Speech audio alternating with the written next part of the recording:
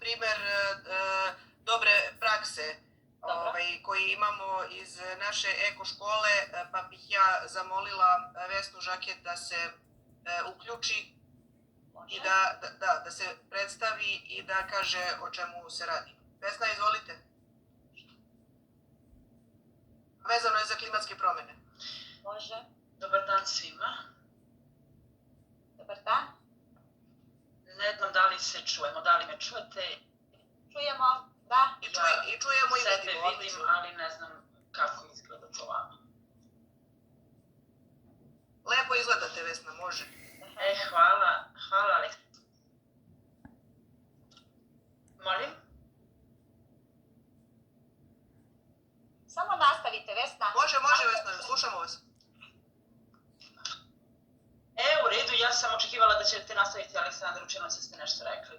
Aleksandra, hvala vam, uživam od početka konferencije u temi na prvom mestu, u predavačima, da se zahvalim svim predavačima do sada i da kažem da mi je drago što vidim i poznata lica i čujem neke zanimljive stvari.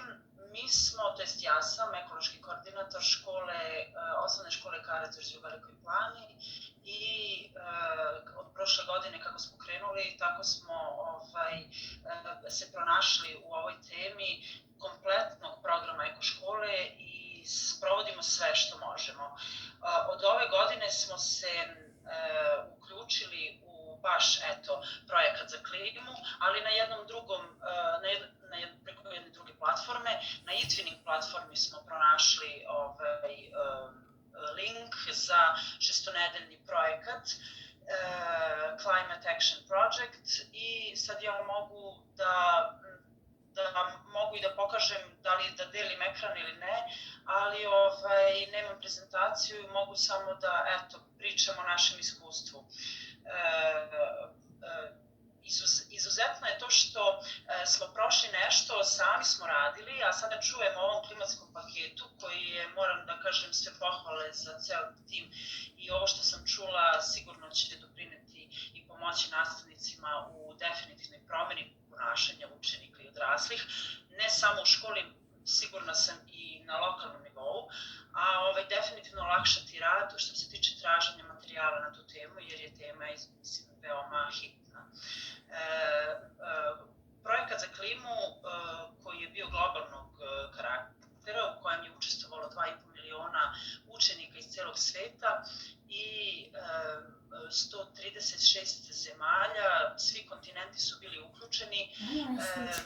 Situacija zbog korone, to je zbog COVID-19 malo specifična i drugačija u školama, pa tempo nije bio intenzivan, tako da je sam projekat, to je cilj projekta je bio 1 čas nedeljno posvetiti klimatskim promenama sa učenicima, tako da smo mi od njih dobili sve materijale, pripreme doduše bili na engleskom, ja sam pomagala licama da, to jest prevodila i te ideje smo mi sprovodili u učionicama i aktivnosti sa učenicima radili, predloge aktivnosti koje su nam slali. Učenici su na prvom mestu razmišljali, to jest 6 nedelja, imali smo 6 tema. Prva tema je bila definicija šta su klimatske promene, gde smo na časovima, gde su nastavnici i učiteljice sa učenicima dolazili do naše, ajde da kažemo, naše školske definicije šta su klimatske promene. Zatim smo sve što smo radili povezivali na lokalnom nivou, pa smo onda u drugoj nedelji govorili o efektima klimatskih promena, ali na lokalnom nivou, pa su učenici imali istraživački zadatak da traže u svom okruženju u poslednjih 20-30 godina promene na lokalnom nivou, da li se sad i šta su uglavnom promene, a neke od najvećih promena, to je ono kako učenici mogu najlakše da primete da su klimatske promene, to je da postoje i da utiču na našu životnu sredinu, su u stvari nagle vremenske promene.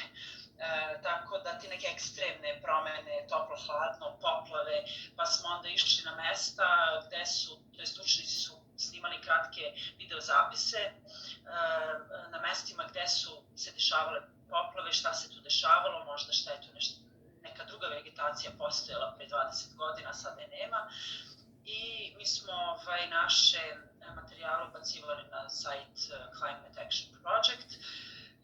Ono što je njima izuzetno bilo i što je bila jedan od uslova i učestvovanja u projektu je da gledamo video zapise i naših drugara iz celog sveta, tako da smo učili šta se to u ovom trenutku dešava i kakvim problemima se bore naši drugari u Africi, Poljskoj, Češkoj, na Malti i tako dalje.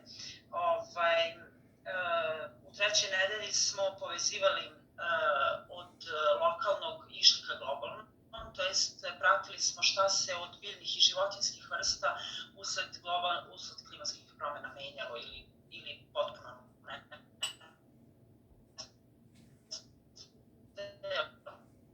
U našoj sredini. Znači, cilj je bio povezati na lokalnom, imali i istraživački rad, projektni rad, rešavanje problema, uključivali smo i saradnju i timski rad, tako da su sve te neke i kompetencije, ključne kompetencije i razvijane, što sve ovo što sam danas čula učenicima definitivno podiže svest i uči i oni uče dalje i svojoj porodici i svom komšiluku i daju nove ideje i predloge. Zatim smo imali nedelju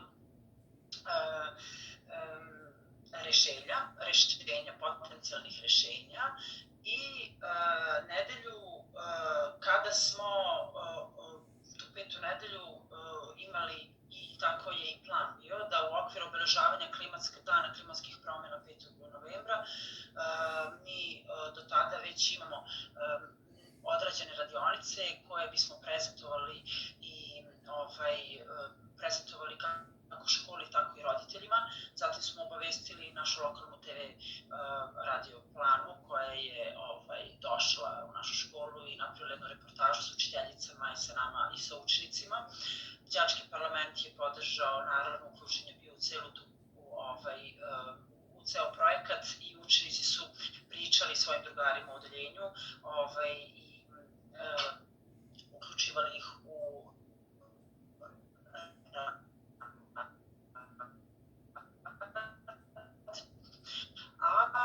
možda jedna od najinteresantnijih stvari je bio webinar, je bio na Globora i u kojem je učestvovalo preko 2,5 miliona, to jest učestvovalo da preko 2 miliona učenika i nastavnika, stručnjaka i kako obrazovnih institucija, tako i raznih udruženja i organizacija koje su se bavile na tu temu, a samo da kažem da je ceo projekat podržao Svetski fond za prirodu i NASA, tako da smo imali uključenje i od stručnjaka iz NASA koji su govorili i o životu na mesecu i kako, bez obzira što liči na neke naše pustinje, ipak nije zemlja i ipak je nemoguće, mislim, nije baš to tako lako moguće, da ipak moramo malo više da posvetimo pažnju, da čuvamo ovo što imamo. Htela sam da kažem da je u tom webinaru imali smo prilike da vidimo drugare iz Azije, drugare iz Češke, Poljske, Slovenije, Afrike, iz raznih država, sa raznih kontinenta koji su govorili kako su oni, na koji način su oni sproveli projekat u svojoj školi i pokazivali nam rezultate njihovog rada, govorili koje su to sad uzroci klimatskih promjena na njihovom lokalnom nivou i saznali smo koliko strašne mogu biti